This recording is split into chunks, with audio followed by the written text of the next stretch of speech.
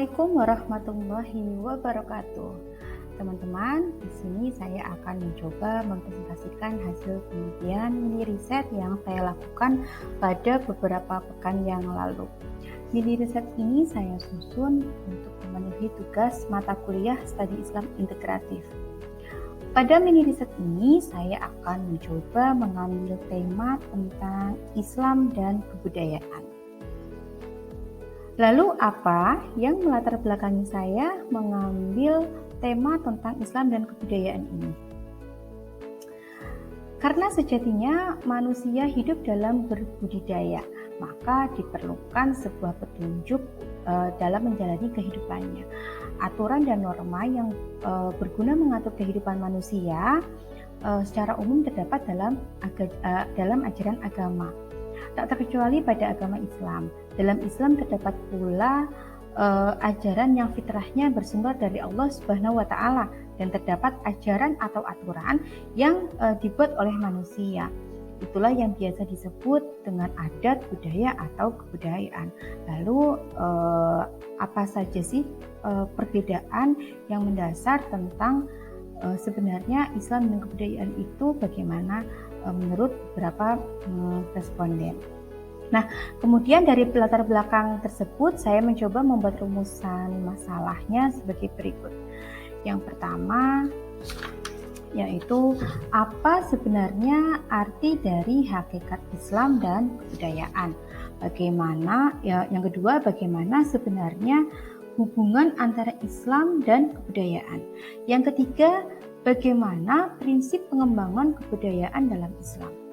Kemudian dari tujuan dari penelitian yang saya lakukan kurang lebihnya yaitu yang pertama, untuk mengetahui apa sebenarnya arti dari hakikat Islam dan kebudayaan.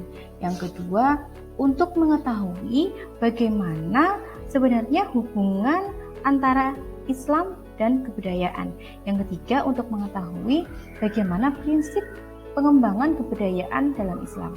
Lalu yang keempat, agar hasil dari penelitian ini bisa memberikan manfaat serta bisa digunakan dasar pengetahuan bagi calon pengabdi masyarakat lainnya.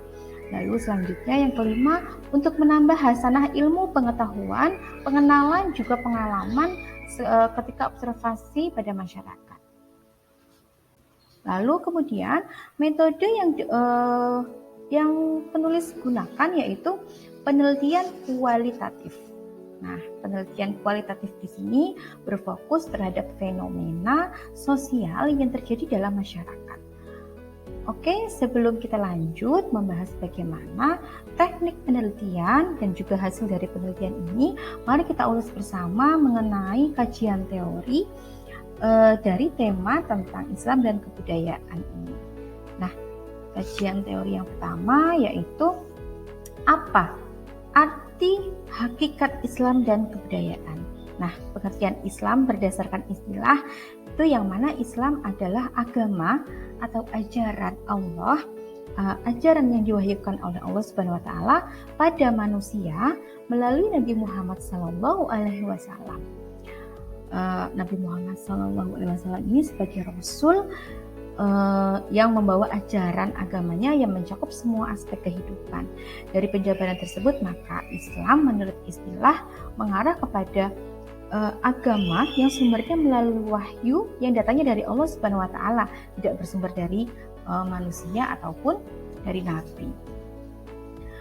Nah, nabi mempunyai posisi yang diakui sebagai manusia yang diberi tugas oleh Allah untuk menyampaikan juga menyebarkan ajaran agama kepada seluruh umat manusia.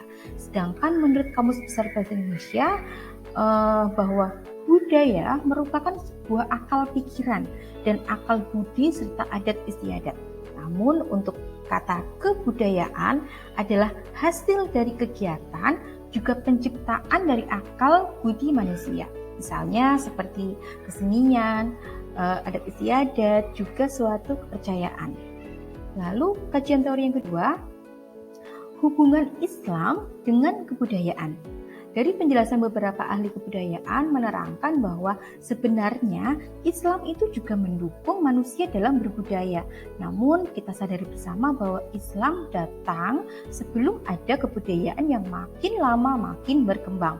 Hakikatnya kebudayaan juga mengandung unsur kebaikan selain ada unsur yang buruk juga. Suatu adat serta tradisi terkadang bisa diwujudkan dengan kebaikan untuk manusia di salah satu sisi tatanan hidup manusia yang memang tidak ada dengan jelas atau nas dari agamanya seperti itu. Terkecuali suatu arahan dalam mencapai tujuan yang sudah umum. Pada saat itulah akal berperan untuk melakukan ijtihad dalam mencari kehendak ilahi, serta pada semua hal yang berhubungan dalam tatanan hidup manusia. Bisa jadi adat serta tradisi yang mempunyai unsur kebaikan tadi adalah kehendak sang ilahi. Hal itu bisa disejajarkan dengan hukum agama yang dikembalikan pada tatanan agama dengan menyeluruh, mencakup berbagai macam kelompok kehidupan. Lalu kajian teori yang ketiga, kebudayaan dalam pandangan Islam. Setidaknya ada 3 jenis kebudayaan dalam pandangan Islam, yaitu yang pertama, kebudayaan yang tidak bertentangan dengan Islam. Sebagai contohnya yaitu tentang mahar dalam pernikahan yang tidak ditentukan besar dan kecilnya dari kadar itu sendiri. Dalam masyarakat Aceh misalnya, dari keluarga wanita umumnya akan menyebutkan seberapa jumlah mahar yang harus diberikan, misalkan sekitar 50 hingga 100 gram emas. Di Islam, budaya hal tersebut itu boleh saja dilakukan karena dalam Islam sendiri tidaklah menentukan besar kecilnya mahar dalam pernikahan. Yang kedua, kebudayaan yang sebagian unsurnya bertentangan dengan Islam, kemudian direkonstruksi menjadi Islami. Nah, contohnya kebudayaan masyarakat terkait peringatan 7 hari orang meninggal atau 40 hari orang meninggal.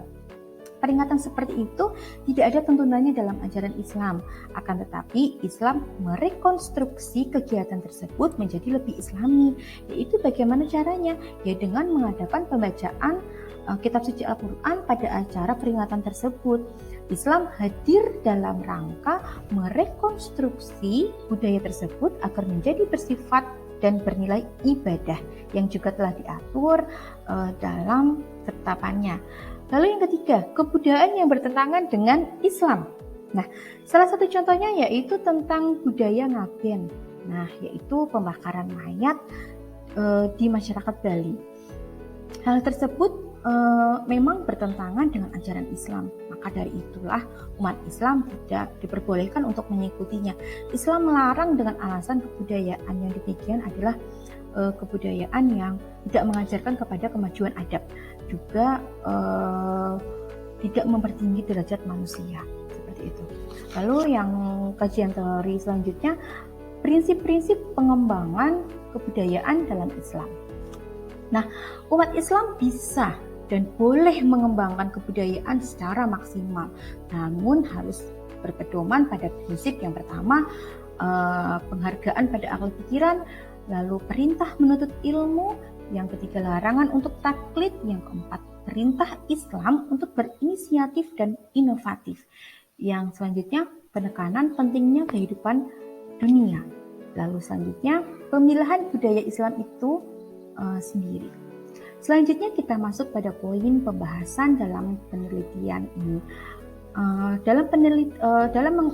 Peneliti mengambil beberapa sampel untuk menjadi narasumber dari penelitian ini.